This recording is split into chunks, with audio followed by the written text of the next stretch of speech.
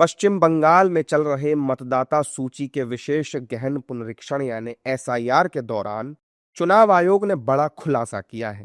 SIR की प्रक्रिया के दौरान पश्चिम बंगाल में तकरीबन 50 लाख फर्जी मतदाताओं की पहचान हुई है, जिसके बाद सियासी बयानबाजी तेज हो गई है। 50 लाख फर्जी मतदाताओं की पहचान के बाद एनडीए नेताओं ने राज्य सरकार पर तीखा हमला किया।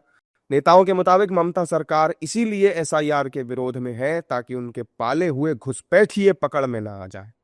देखिए, इसीलिए एसआईआर की ज़रूरत है।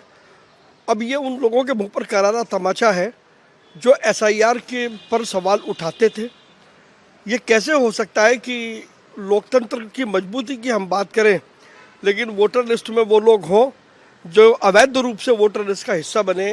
इन ऐसे लोगों को बाहर निकालना जरूरी है और इसीलिए एसआईआर आवश्यक है। देखिए, ममता जी दीदी का खेल उजागर हो रहा है और जिस प्रकार के खेल से वहाँ के डेमोग्राफी को बिगाड़ने का, वहाँ के कह सकते हैं कि लोकतांत्रिक प्रक्रिया को बिगाड़ने का जो खेल ममता दीदी खेल रही थी, वो धीरे धीरे अब उजागर हो रहा है। यानी बंगाल की जनता जो नहीं है, उनको भी कैसे वोटर बनाकर किस प्रकार से मैल प्रैक्टिस ऑफ वोटर्स, और जो लोग कहते थे कि वोट की चोरी, ये वोट की डकैती करने वाले लोग वोट की चोरी का आरोप लगाते थे। जिन्होंने जनता के वोट का खेल अलग खेला और जनता को गुमराह करके बाहर से घुसपैठियों से वोटिंग कराते हैं, तो ये तो खेल उजागर हुआ है और निश्चित रूप से इस पे इलेक्शन कमीशन कड़ी कार्रवाई करेगा। भविष्य में इस विषय को प्रशासन को भी कड़ी कार्रवाई के लिए आगे बढ़ाना चाहिए। पश्चिम बंगाल में एसआईआर की प्रक्रिया चल रही है और जिस तरीके से प्रक्रिया तेज़ी से चल रही है, उतनी ही तेज़ी से पश्चिम बंगाल की जो सत्तारूढ़ दल है तृणमूल कांग्रेस, वो पार्टी, सरकार और उसके तमाम कार्यकर्ता इस पूरी प्रक्रिया का विरोध कर रहे हैं। जब वो विरोध कर रहे हैं तब एसआईआर के दरमियान ये पता चला है कि 50 लाख ऐसे वोटर लिस्ट में रजिस्टर्ड हैं जो पश्चिम बंगाल में रहते ही नहीं। ये कितनी खतरनाक बात है।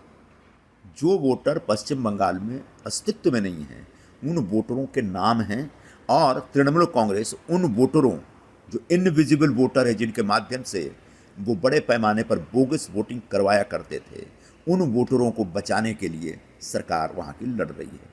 इस बयानबाजी के बीच समाजवादी पार्टी के मुखिया अखिलेश यादव भी कूद पड़े। उन्होंने पश्चिम बंगाल में 50 लाख फर्जी मतदाता मिलने वाले आंकड़े को ठुकराते हुए केंद्र सरकार पर निशाना साधा। उन्होंने कहा कि सरकार एसआईआर करने के बहाने हर राज्य में लाखों नाम काटने की साजिश कर रही है। मैं आपसे बोल रहा हूं और सुनिए, एसआईआर भी एनसीआर का शॉर्टर फॉर्म है, याद रखना। ये जो लड़ाई लड़ी जा रही थी और फिर एनआरसी वाली, अब आप सोचिए, आपका बना हुआ आधार को मान नहीं रहे हैं। अगर इसको और सिंप्लीफिकेशन करना था तो आधार को वोटर लिस्ट क्यों नहीं बना सकते थे आप?